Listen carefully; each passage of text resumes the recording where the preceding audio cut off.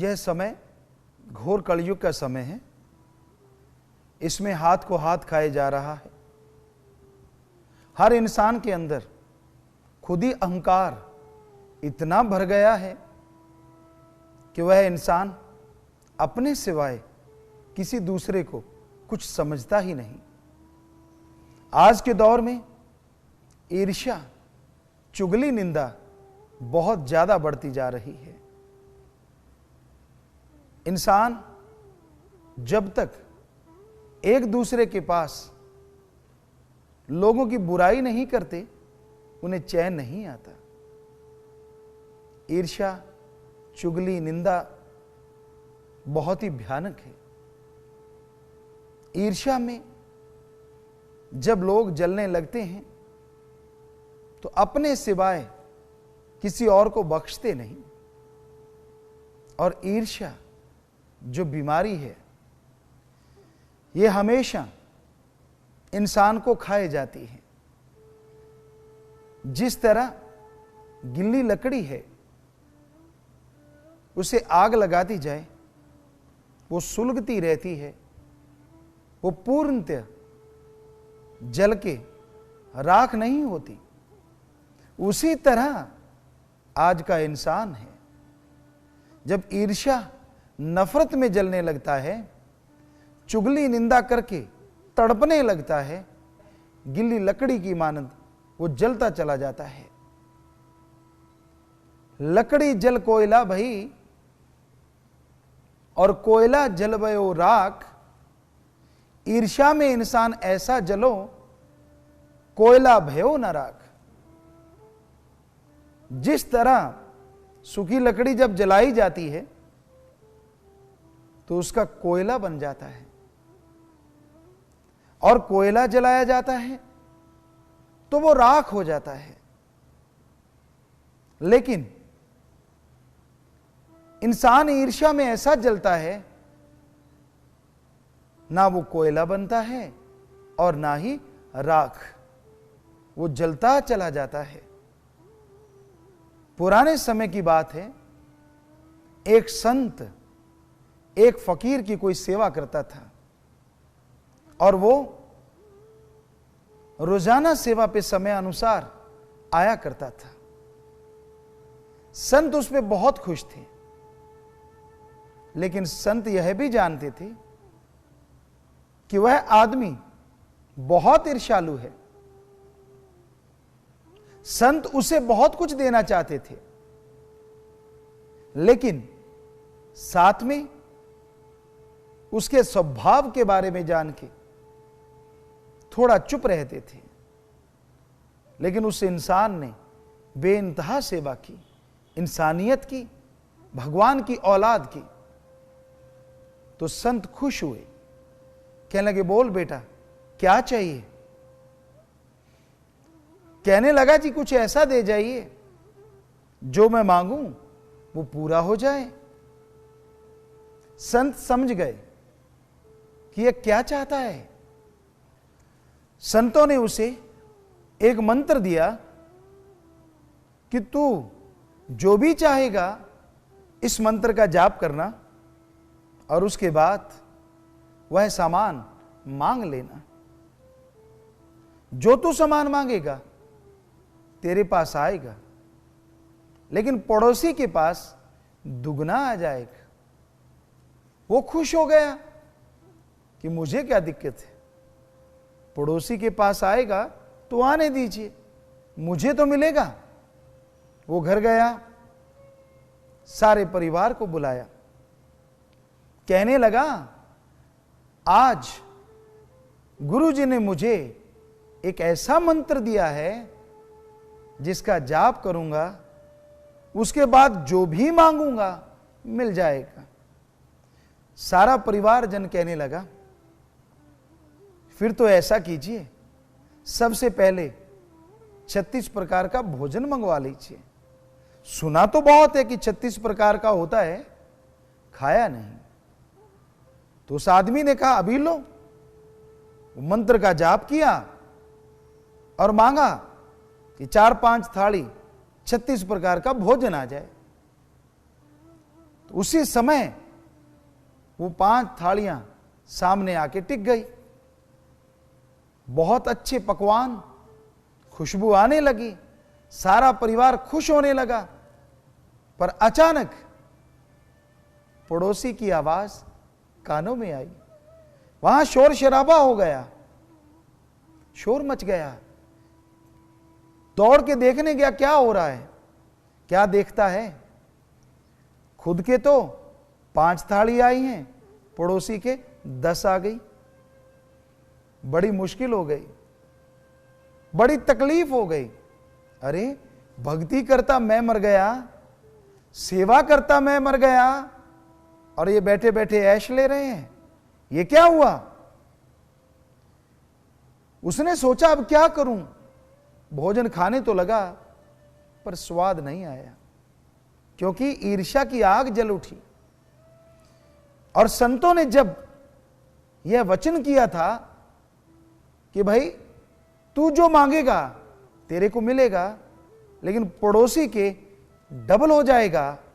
लेकिन एक बात ध्यान में रखना, अगर किसी का नुकसान करेगा, साजो सामान का, शारीरिक तौर पे, तो किसी का नुकसान नहीं होगा, तेरा जरूर हो जाएगा। तो ये वचन उसे याद आए। फिर सोचने लगा, चलो कोई बात नहीं, मुझे तो खाना मिला ना। फिर खेत जाना था। ख्याल में आया मेरे बैल हैं, बहुत कमजोर हैं, चलो मंत्र का जाप करता हूं, अच्छे बैल मांग लेता हूं, खेती बाड़ी के लिए सही रहेगा। उसने मंत्र का जाप किया और यह कहा कि 1 जोड़ी बैल अच्छे आ जाएं। बस कहने की देर थी कि बैलों की 1 जोड़ी घर में आ गई। भाग के पास गया, हाथ मारा ही था, पड़ोसी के शोर मच गया। क्या देखता है, खुद के तो 1 जोड़ी आया, पड़ोसी के 2 जोड़ी बैल खड़े हैं। सारा परिवार किलकारियां मार रहा है। गुस्सा आ गया, ईर्ष्या की आग और धधकने लगी और जलन महसूस होने लगी। कहने लगा अब नहीं मंत्र पढ़ूंगा। गुरुजी से मंत्र में लाया, फायदा ये दुगना उठा रहे हैं, ये मेरे हजम नहीं होता। अंदर ही अंदर जल भुन गया। परिवार वाले कहने लगे अब मंत्र तो तेरे पास आ गया, फिर टूटे मकानों में रहना जरूरी है क्या। अरे मांग, अच्छे से महल मांग, मांग अच्छी चारपाई, अच्छा रहन सहन मांग, सुंदर मकान आ जाए। उसने मंत्र का जाप किया, बस कहने की देर थी, महल बन गया। सारा परिवार खुशी के मारे नाचने लगा। पर अभी नाच ही रहे थे, दूसरी तरफ निगाह घुमाई, पड़ोसी के 2 महल बन गए। बुरा हाल हो गया, तड़प गया, घर वालों को लड़ने लगा। आपने जबरदस्ती मंत्र का जाप करवाया। मैं अब नहीं करूंगा भाई, मैं कुछ नहीं मांगूंगा, मैं जो मांगता हूं अपने आधा आता है, उधर डबल हो जाता है ना, ऐसा नहीं करूंगा। घर वाले बेचारे चुप हो गए। अब ईर्ष्या की आग तूफान बन चुकी थी। पता करने गया बाहर, यार दोस्त मित्रों को मिला, चेहरा उतरा हुआ है, बहुत ही उदास है। मित्र पूछने लगे उदास क्यों है। सारी कहानी सुनाई, यार गुरुजी से मंत्र मैं लेके आया, सेवा मैंने की, और फायदा बैठा बिठाया पड़ोसी उठा रहा है। दुनिया में मास्टरमाइंड होते हैं जो आग लगाने में माहिर होते हैं, ऐसा ही एक मास्टरमाइंड मिला। कहने लगा यार ये तो बात ही कुछ नहीं, कान में कुछ फुसफुसाया, ऐसा करना तू जाके। कहने लगा वाह यार, तूने तो बहुत बढ़िया बात की, बहुत ही अच्छी बात की। घर में आ गया दौड़ के, मंत्र का जाप किया, कहने लगा मेरे दरवाजे के आगे एक कुआं लग जाए। कुआं लग गया, नेचुरली पड़ोसी के 2 कुएं लग गए। बड़ा खुश, कहने लगा वाह यार, अच्छी बात बताई तूने मुझे। पर इसी दरमियान सब कुछ भूल गया संतों के वचनों को। फिर मंत्र का जाप किया और क्या मांगा, हमारे सारे परिवार की एक आंख फूट जाए। क्योंकि उसने सोचा हमारे परिवार की एक आंख फूटेगी, पड़ोसी की दोनों फूट जाएंगी, दरवाजे के आगे 2 कुएं हैं, सब गिर के मर जाएंगे। तो जब मंत्र का जाप करके वो मांग मांगी, खुद का सारा परिवार काना हो गया। लेकिन एक आंख से देखने गया पड़ोसी के यहां क्या हो रहा है, तो क्या देखता है, वो तो तंदुरुस्त घूम रहे हैं। हो, अचानक ख्याल आया, गुरुजी ने बोला था किसी का नुकसान करेगा तो तेरा नुकसान तो हो जाएगा, पर तेरे पड़ोसी का नहीं होगा। जार जार रोने लगा, बुरा हाल हो गया रो रो के। अब क्या बनता था, समय बीत चुका था, मंत्र काम कर गया था, और गुरुजी ने यह भी बोला था कि ऐसा करने के बाद मंत्र फिर दोबारा काम करना बंद कर देगा। यानी अगर तू किसी का नुकसान करेगा तो यह मंत्र दोबारा काम नहीं करेगा। वो बात भी याद आ गई। अब रोने धोने के अलावा और कुछ भी पल्ले नहीं था। तो यह है ईर्ष्या का कमाल। ईर्ष्या में लोग जलते रहते हैं। तो ईर्ष्या बुरी बला है, बहुत ही भयानक बीमारी है। जिसको यह रोग लग जाता है उसको ना रात को ना दिन को चैन आता है। हमने लोगों को ऐसे होते देखा। उदाहरण के तौर पे 2 दुकानें लगभग इकट्ठी हैं, या यूं कहिए आमने सामने हैं, सभी सामान एक जैसा है। एक दुकान पे ग्राहक बहुत ज्यादा आ रहे हैं और दूसरी पे कम आ रहे हैं। तो जिस पे ग्राहक कम आ रहे हैं वो रोता है, मेरे ग्राहक कम क्यों आते हैं। जिसके ज्यादा ग्राहक आते हैं वो मीठा बोलता है, प्यार मोहब्बत का व्यवहार करता है, चिड़चिड़ापन नहीं है उसमें।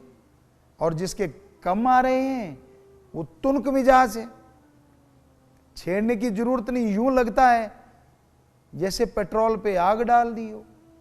बात बात पे गुस्सा, रूखा स्वभाव, तुनक मिजाज, कड़वा बोलना।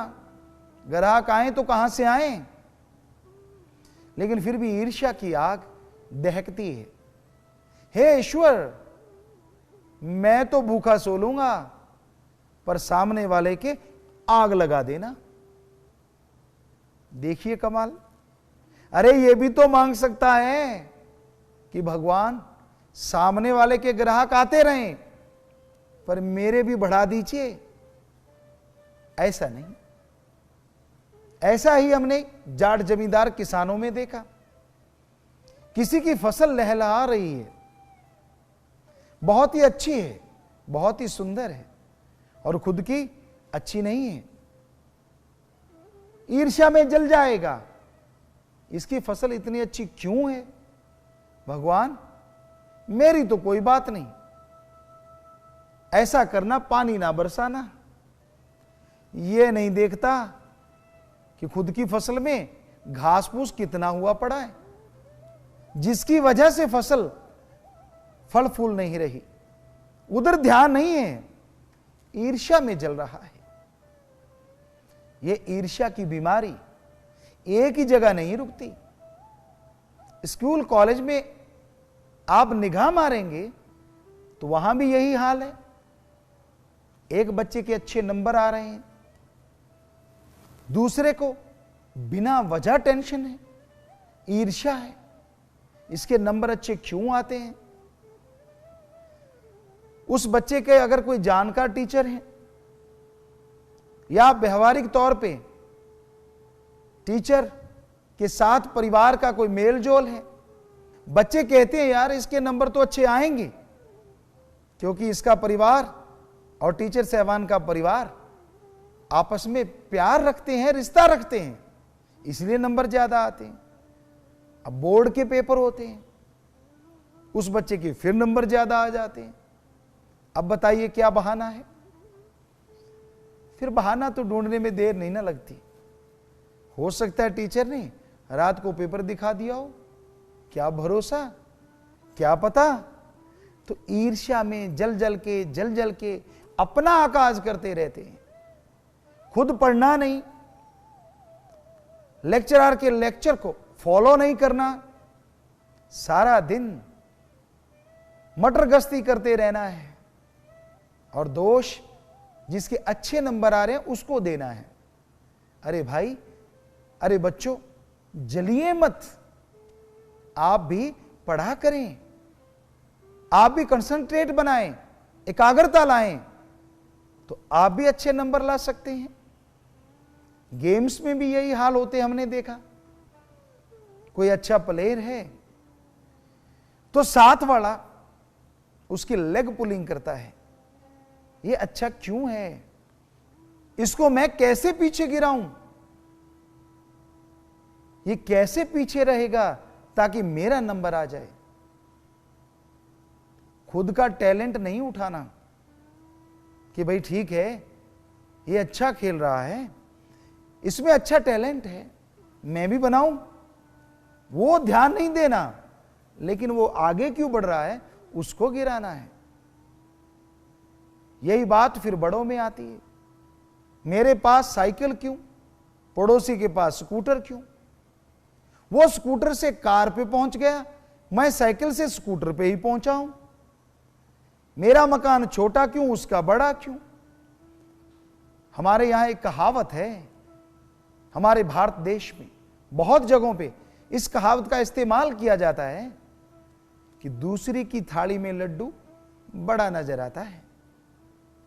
विवाह शादियां होती है ना गांव में, तो हमने देखा इस कहावत का मतलब क्या है या ये कहावत बनी कैसे। किसी की बेटी की शादी है गांव में, सब लोग थोड़ा थोड़ा दूध लेके आते हैं कि मेहमान आएंगे उनको दूध पिला देंगे, और जिनके यहां शादी है जब वो दूध लेके जाते हैं तो वो शादी वाले परिवार उनके लिए चाय देते हैं, थोड़ी लड्डू दे देते हैं कि ताजे ताजे बन रहे होते हैं। अब जिसको ईर्ष्या की बीमारी लगी हुई है वो अपना लड्डू नहीं खाता, दूसरे की तरफ ध्यान देता है। ओ अच्छा, मुझे छोटा दिया उसको बड़ा दिया, जबकि दोनों एक जैसे लड्डू हमने देखे हैं। तो इसलिए बना दूसरे की थाली में लड्डू बड़ा नजर आता है। ये ईर्ष्या की वजह से है, यह नफरत की वजह से है। भक्ति के रास्ते में भी ईर्ष्या नफरत घर कर चुकी है। कोई भक्त प्रभु का नाम लेने वाला हो, मालिक का नाम लेने वाला हो, तो लोग उससे ईर्ष्या करते हैं। बहुत देर से मालिक का नाम लेते हैं, पर उनमें एक आदत सी पड़ जाती है कि वो अपने पीर फकीर गुरु की बात जल्दी से नहीं मानते। एक कान से सुनी, दूसरे से निकाल दी। अब कोई नया आ जाता है, वो गुरु की बात ध्यान से सुनता है और उस पे अमल कर लेता है, तो लोग उस पे चिढ़ते हैं, ईर्ष्या करते हैं। यार ये कल आया है और आज इतना आगे निकल गया। ये कल का भूत और शमशानों में आधा हिस्सा चाहता है, यानी ये कल भक्ति करने आया है और भगवान को अपने वश में करना चाहता है। ये ईर्ष्या शुरू हो जाती है, और ईर्ष्या भक्ति में बहुत ही घातक है। क्योंकि ईर्ष्या के आते ही और भक्ति तो क्या होनी है, जो की गई भक्ति है वो भी कम होने लगती है। मालिक से इंसान दूर होने लगता है। ईर्ष्या ना करो। रूहानियत के रास्ते पे, भगवान के रास्ते पे तो आपको दुआ करनी चाहिए, भगवान मुझे तूने इतना बड़ा भक्त बनाया, ये तेरी रहमत है, ये तेरी कृपा की वजह से है। मुझ में ऐसा कुछ नहीं कि मैं इतना आगे चला जाऊं। तू चाहे तो तिनके से काम ले सकता है। और किसी को भी तड़पता देख के, किसी को रोता चिल्लाता देख के उसे राम नाम से जोड़िए, उसको भगवान के प्यार से जोड़िए कि भाई उसे भी मालिक की खुशियां मिलें, उसे भी मालिक का प्यार मिले। ईर्ष्या ना करें।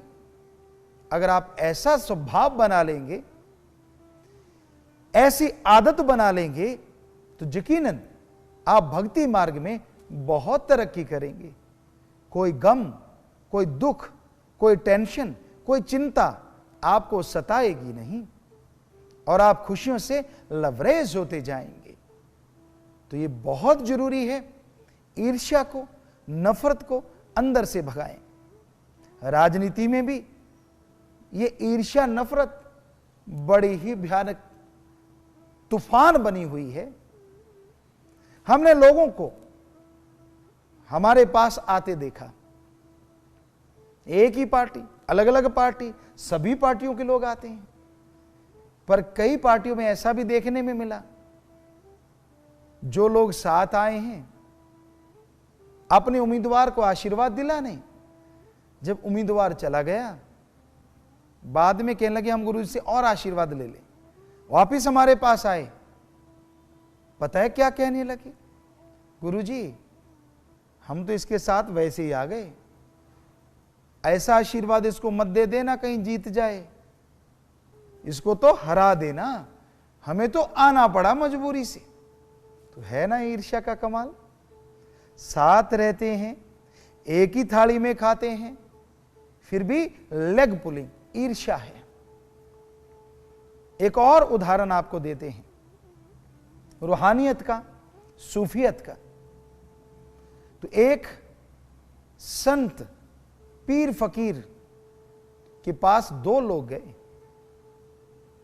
दोनों में एक इंसान ईर्ष्या करने वाला था और एक भगवान से प्यार करने वाला। एक यह मानने वाला भगवान हर जगह है, एक यह कि भगवान हर जगह नहीं, उसे पता ही नहीं था। तो संतों ने जब निगाह मारी, उस जमाने में पहले परीक्षा लेते थे फिर राम नाम से जोड़ते थे। जब निगाह मारी तो क्या देखा, एक काबिल है और एक नाकाबिल है। तो संतों ने उनको शरेआम तो नहीं बोला, एक बटेर दे दिया, दोनों को एक एक बटेर, एक उसको एक उसको, जाओ ऐसी जगह इनकी गर्दन दबाना, इतनी दबाना कि ये बेहोश हो जाएं। दोनों चले गए। एक तो तुरंत आ गया, कहता लो जी आपका बटेर। कहने लगे आप इतने जल्दी आ गए।